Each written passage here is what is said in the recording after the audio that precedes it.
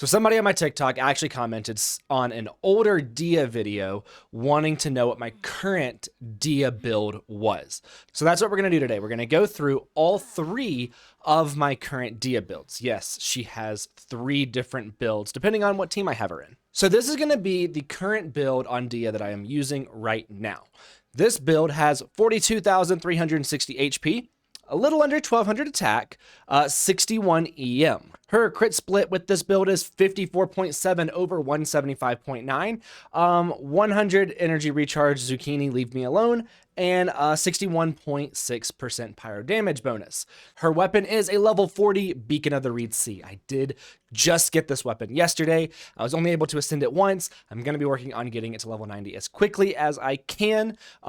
So that is going to go up with her crit rate. So her crit rate is just going to get higher. Keep that in mind for the second build. So she is C2, meaning that we want more HP than attack on her. Her talents are 6, 10, 8. Yes, I crowned her skill. Her burst will be next. This is her Crimson Witch set. This is her flower.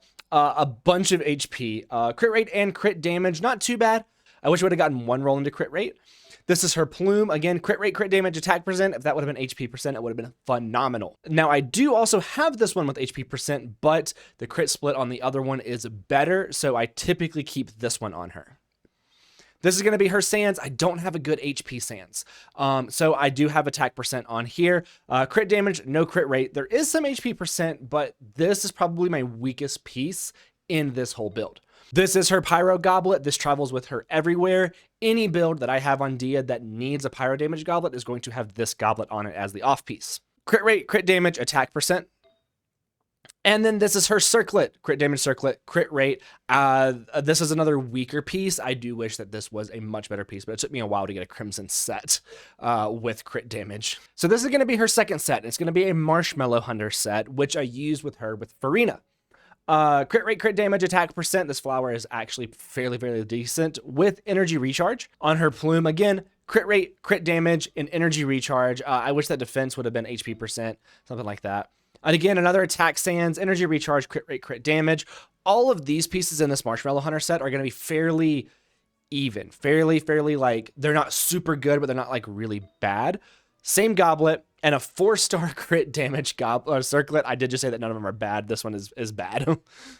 Now with this though, 37,000 HP, little lower, around the same attack, but 54.3% over 154 with 133 energy recharge. That's better. That's nowhere near. This is the 200 that Zucchini wants me to have. However, as we level up her weapon and with the Marshmallow Hunter 4-piece set, Dehya will have over 100% crit rate once that weapon is level 90.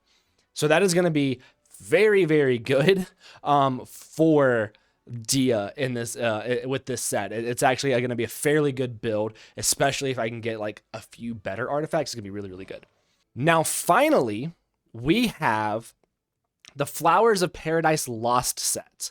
With this set, Dehya has 801 Elemental Mastery, which is all that you need for Burgeon, which is what this build is for. For a weapon, 3-star Blood Tainted Greatsword at level 80.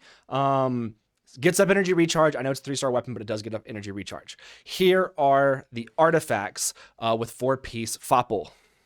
Flowers of Paradise Lost. No zucchini, it's not flop. I know, I've mentioned zucchini several times. No rolls on the Elemental Mastery on the flower. No rolls on Elemental Mastery on the plume, but they still have them. Elemental Mastery sands, that's all that we care about. Elemental Mastery goblet, again, that's all we care about. And then a 4-star Elemental Mastery circlet. So if I was able to get a 5-star circlet or an onset goblet, and I took the weapon to level 90, then I would have well over 850 EM. However, this artifact set is going to Coco whenever I get Nilu for Bountiful Core. So Dehya's not going to be using it as much as when Coco gets it for Bountiful Core. So with all of that being said and all of this going on in the background, I'm just changing her stuff back. I am going to 36-star the Abyss with Dehya. I am going to do it. Dehya deserves to have a 36-star Abyss. So I am going to do it. Now that I have Beacon, I can start building her out to do more damage. And once I get Nilou and get all of Nilou's stuff built, which I already have a set for her and I'm already pre-farming for her, then my focus is going to go back to Dehya. I think my Ride and Hyper Carry team is already fairly good enough.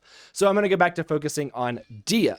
Once I'm able to go back and work on my Dehya a little bit more, she will 36 star the Abyss. I do want C6 Dehya. I do want to triple crown Dehya, but I'm going to triple crown Nilou first because Nilou has to be my first triple crown. That is going to be it for this video. If you have any questions, comments, concerns for my health and sanity, please leave it down in the comments and I will see you in the next one.